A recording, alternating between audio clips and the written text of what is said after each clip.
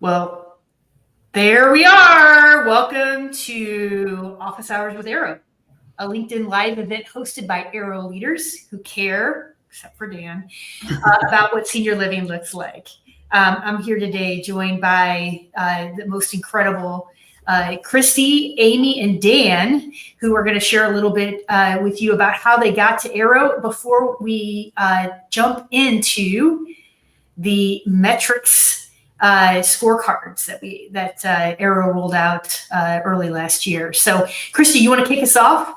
Sure, definitely. I started with Aero. I was actually working in the skilled world as a rehab director, and I saw this beautiful community being built right down the street from me. And I told my husband, I said, I'm going to find out what that is. And one day I'm going to work there.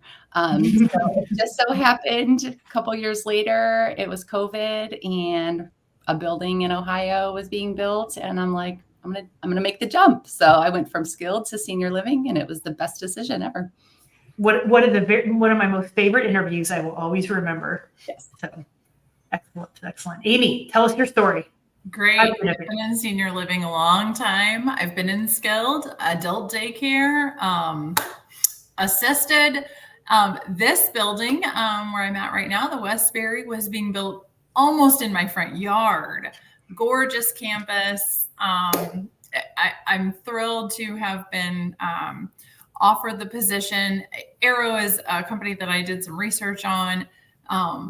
Really aligns with myself personally, and I'm thrilled I made the jump. It's wonderful. Well, we're delighted to have you, Amy, who is actually, I just got to call out, is the leader in this group. Well, Christie is a regional director of operations for us, but Amy, among the EDs, is the leader on the board right now. So give you a distinction there. And Dan, who actually was the longest holding leader position in the company. We still love to figure out ways in the metrics to bust Dan's lead. And we're winning right now. Dan's losing. You're under lead. Amy's in lead. So Dan, how did you end up at Aero? Yeah, I was actually looking to relocate to back east. My wife and I have been living in the West, and we saw this opportunity with Aero. And reading the core values was really stood out to me. And then after speaking with Tim Moore and with Stephanie, I realized the organization definitely aligns with my way of thinking. And I'm thrilled to be with the organization. And I've been with Aero for it'll be 6 years in November. Awesome. So true story, Dan. I remember your interview as well, because I was sitting in your rival's town for her grand opening in Strongsville, Ohio, when you interviewed with us virtually. So delighted to have you, Dan, and the team you've built. Dan's the first in many, many, many respects, first in the nation Alzheimer's certification. So we're with the Joint Commission, and is always up for a good competition. So I love competition. Bring it on. Yes. Well, so I wanted to give just a little bit of background. I wanted to dive into some discussion points. But we rolled out the metric scorecard at our growth summit in January of 2023. And the goal with that was we've been mining data for a very, very long time. And when you have information, sometimes you can have too much information. Where do you look? Where to begin? And we wanted to create a sense of direction. So if something was important to the organization, or we felt important to the business, it should be on one sort of score sheet, which launched the metric scorecard. So at the Growth Summit, the entire meeting was around the enhancement of our performance in these key categories, which is expanded a little bit. Some things have come on and come off, but we continue to utilize it to this day as if it's going to be a priority in the organization, it's the measurable on the metrics. We have been really pleased where it's been more of a guidance. It's not where we have I think we're still trying to put our arms around where and how it is all utilized. But I am energized by how these three people have unlocked how to utilize it to great performance. Christie in her region, Dan and Amy, obviously in their communities, that I think there's something to be said about the transparency that data can provide and insight it can provide, because not everybody can be number one. In fact, we have 44 communities, and we were noting that if you're in the top 30, the deviation from one to the other is so minor, so minuscule, that somebody could easily be number one day and number 24, 25 the next day. So I really love that level of elevation and agitation that the scorecard can offer. So Dan, I have to launch you with this first question. How have you found your way to use metrics?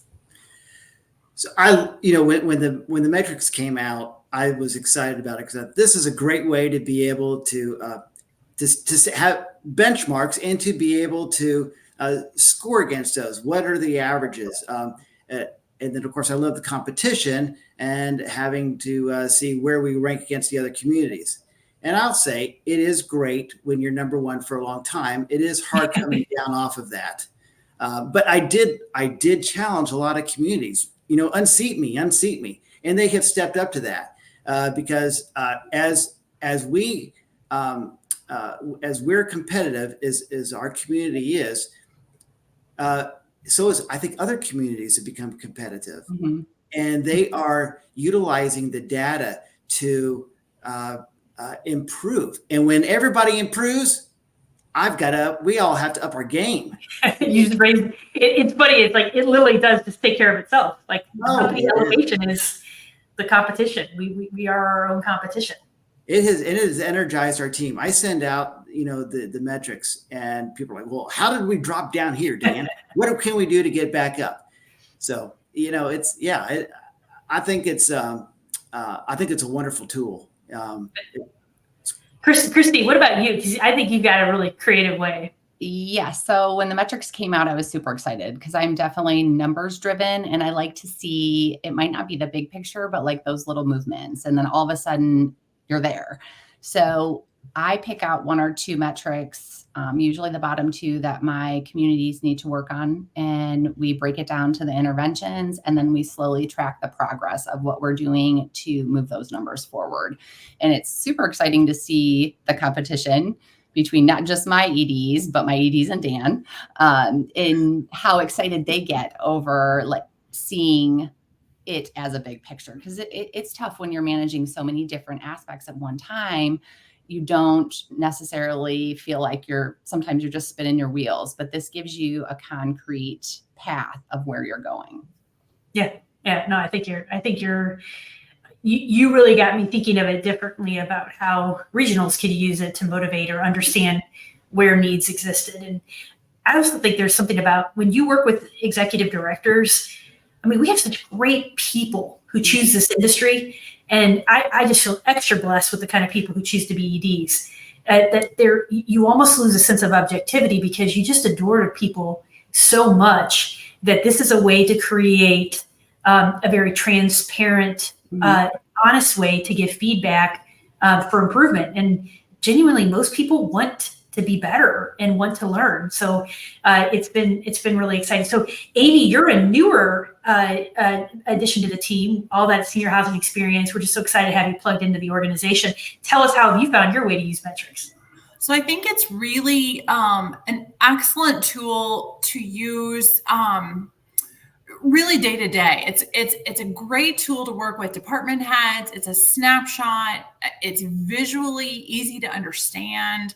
And so it's something that it doesn't take a lot of time out of our department head to go over it, to understand where were we last month, where are we this month.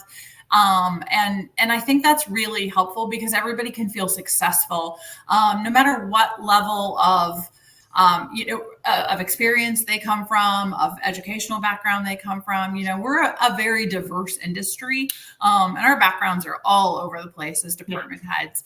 And so when they can see a tool like our dashboard, and they can see how easy to understand it is from month over month over month, I think that's the best use for that data, and the way it's laid out. I just really find it to be very, very helpful in that regard. And then when we're looking at forecasting and planning ahead, looking at our business plan for the next year, again, department heads can really participate that because they can grab a hold of that data and it makes good sense to them. And they enjoy that competition with themselves, with their department peers, and they can go kind of go crazy with it and dream a little bit, which I think is fantastic to see them make that data come alive. Yeah. What I thought was really cool, we were talking a little bit about the metrics, and Dan, you and another executive director were sharing some ideas about like how to like break a certain metric or like improve a certain particular metric. Like I just like where we go is going to be really exciting. But I imagine your team members at first might have been a little leery or unsure. How did your team feel? How did your team feel about the metrics, Dan? Well, I think they definitely like it. They understand it much better now. One of the things that we do is I go over financials results with each of the department heads every month, so that they know how they're doing it and now they're able to see how that translates into how we're doing against our other communities, but they have the learning curve is how do we get to what makes up this metric, and then drilling down into that. I think one of the areas that has been a little bit the biggest learning curve was the comparison when we utilize our hours against Archer. Well, how do we get Archer, our scheduling app? Our scheduling app, yes. Yep. And also created in January 2023. We just got everything right then, and now we're just everything's uphill from here. But how does that work? And that also helped them to become more proficient in Archer. So this is they're building blocks, and they can see the results. And so they love it when we're green, because there's green, yellow, and red, and we all know what red means. Well, that's just to break it down simple for a simple mind like mine. Amy, what about you? How did your team feel about the metrics? I think Dan describing building blocks is perfect. That's exactly the word I would use, Dan. And I would almost say backward for us, using the dashboard first, the green, yellow, red. We know what that means. Taking it from a visual perspective and then working backward. What does that look like when we translate backward into our financial spreadsheet? That can be so intimidating for someone who does not come from a background where they've taken an accounting class or something along those lines. Working backward into scheduling, working backward into any of the other places where we get this data from, where it pulls from. And I think I really do think that's a great way to describe it, Dan. Team can embrace it. Well, then I have to ask you, Amy, as a follow-up, who's the champion on your team for the metrics?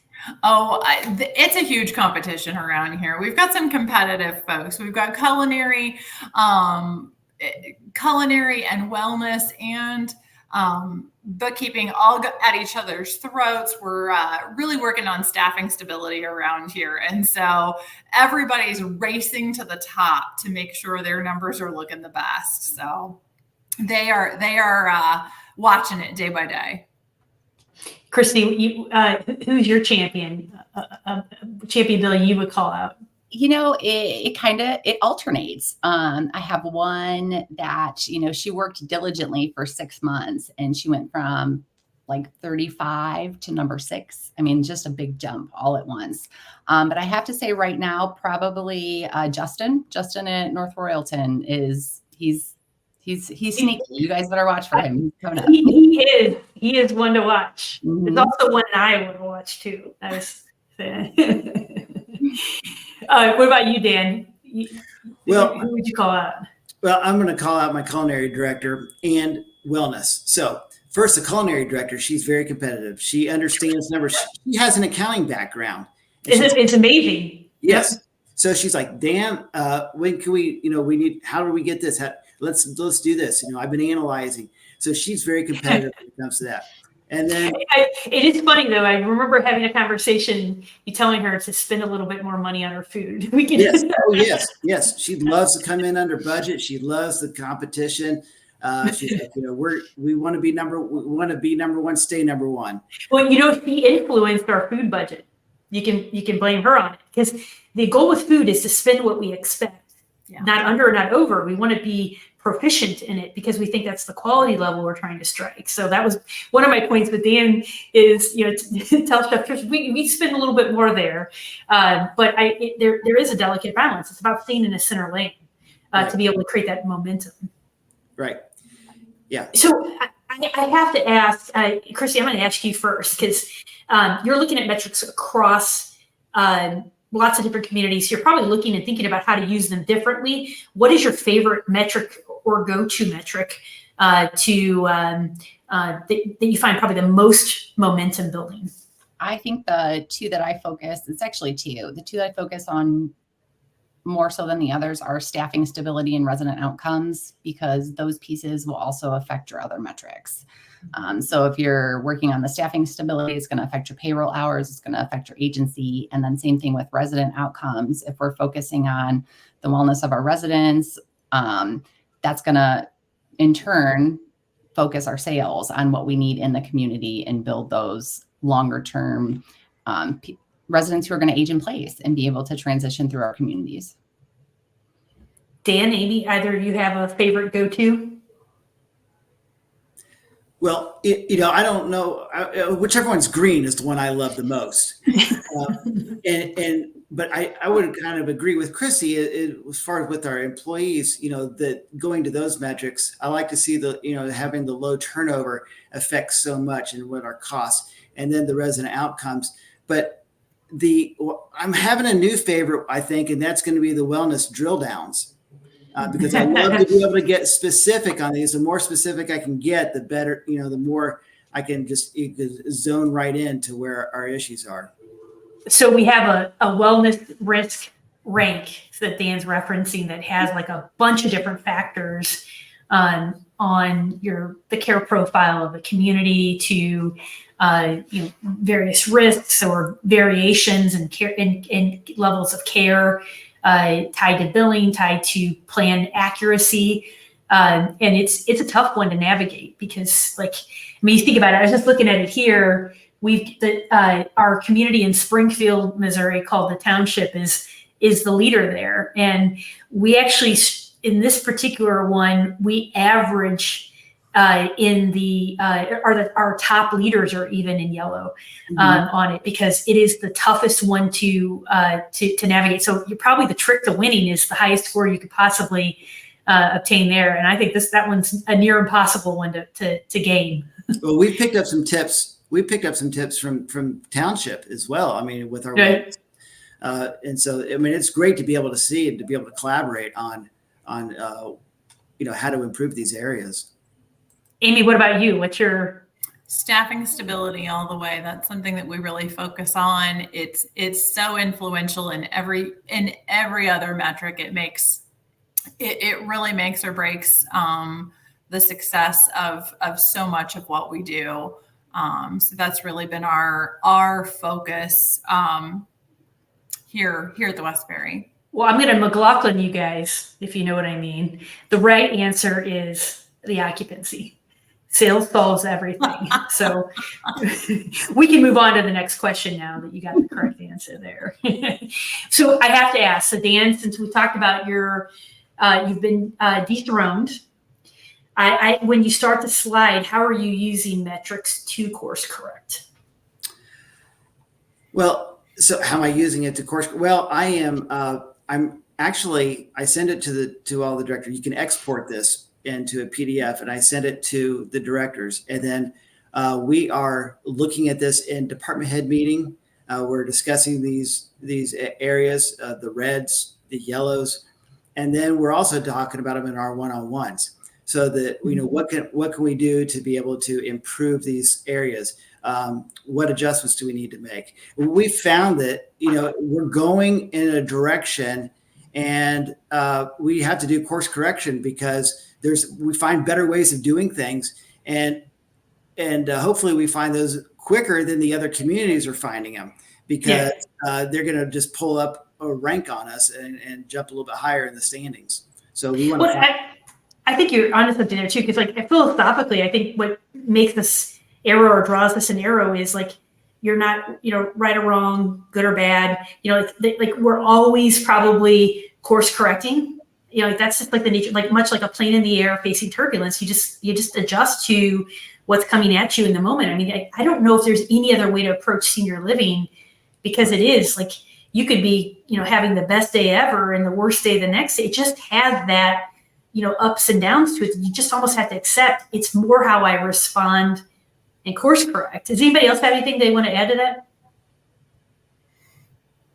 I agree. When you're watching the metrics, you can kind of see where you're sliding and where you're floating. So you can kind of pre-plan. It's more proactive than reactive of, okay, we might be dropping here just based on what's going on in the community. So you can kind of course correct prior to the drop in the metrics. So it gets you thinking ahead and planning ahead for different scenarios that might be happening. All right, so I have to ask, is there any metric you disagree with? And we cannot let Dan talk first. Come on. We know Dan has a disagreement. Not a specific one, but the Joint Commission one is the one that always, it's very hard to explain what goes into that metric, and then also how to obtain a 10 in that metric. Yeah, so we measure participation because we are going through the company-wide accreditation process. And we measure through our consultant Achieve Accreditation. We love that group. They're a fantastic organization. Shout out to Kathleen and our amazing team. But as a part of it, they provide us a scoring for those who show up to the meetings on time, do their homework. As a measure of engagement, because this is something we're committed to. We want to make sure that communities don't just obtain it and disengage, that they stay engaged. And so we're looking at various ways to keep elevating that as a measure. But I'm not surprised, because I think, Dan, you've even shared that one as, I just don't know. Anybody, Dan, do you want to offer anything, or Amy? I disagree with. There isn't I hadn't really thought about that one. That's a good point, Christy. There wasn't one that came to mind. No. Well, I think anything with the subjectivity in it is one that the first impressions. I could have the hardest people doing first impressions in our building, and or the easiest people. If I have the easiest people, then I'm going to get a green, right? Or if I have really tough people, and I want tough people coming here and giving us the first impressions, because it makes our community better. But then, are they as tough? Are other people as tough in other buildings? So that one has some subjectivity to it. But then, of course, the weight of net operating income, Well, in many cases, Dan, that is the investor's measure. We are looking at about 40 other factors that we think are important as well. Because sometimes people are very one-dimensional, and you can have great NOI and very poor performance in some other categories that might land you in some in a world of trouble. But Derek Harris posted in the comments for you, Dan. He said, our Joint Commission consultant will gladly share the scoring during bi-monthly consultation meetings. So thank you, Derek, our champion of the accreditation process, for clarifying that. All right, so now I've got to ask, as we wrap up here, what does the future look like with the metrics? Where do we go from here?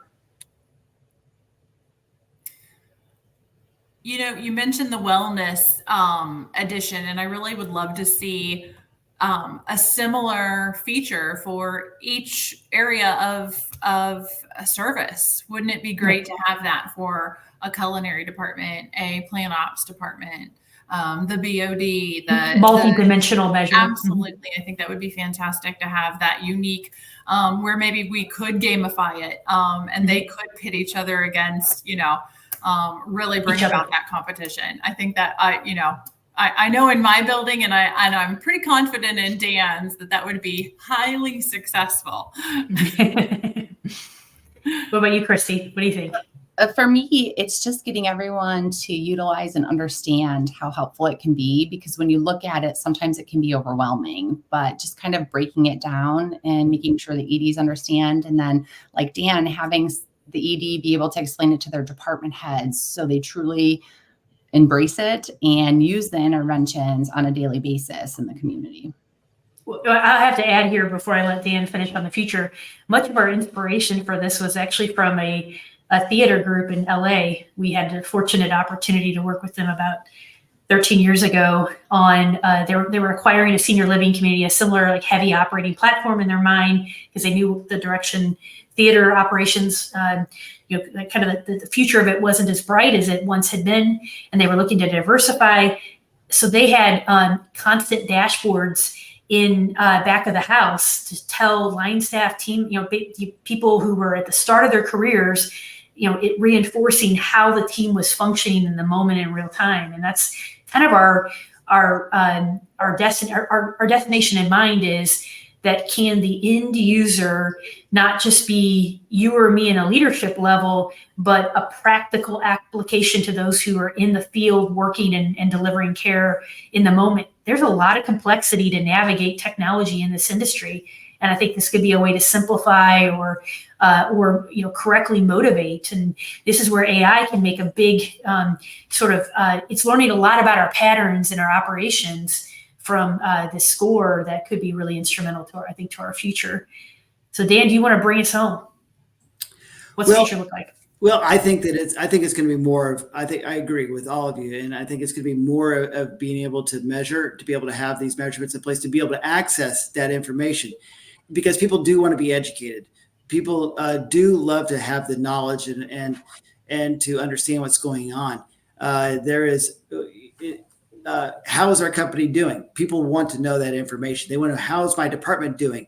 Are we performing? How are we comparing to other people? Are we on the right track?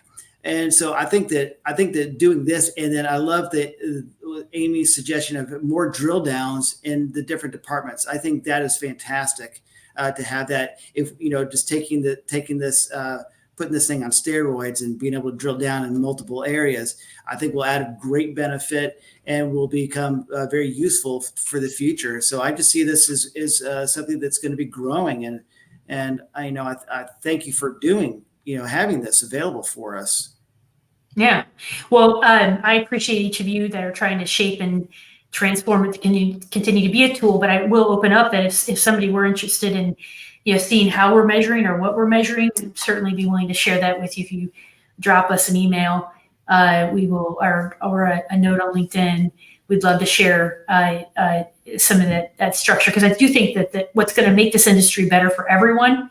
The demographics are so amazing, but we got to find our appropriate market share.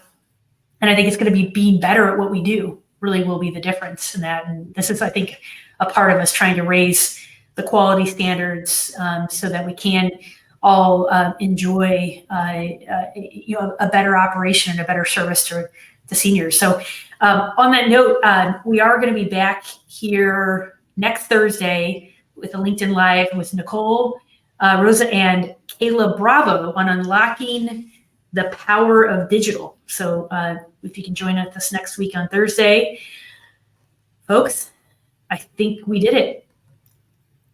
Thank you for your conversation. Have a good one.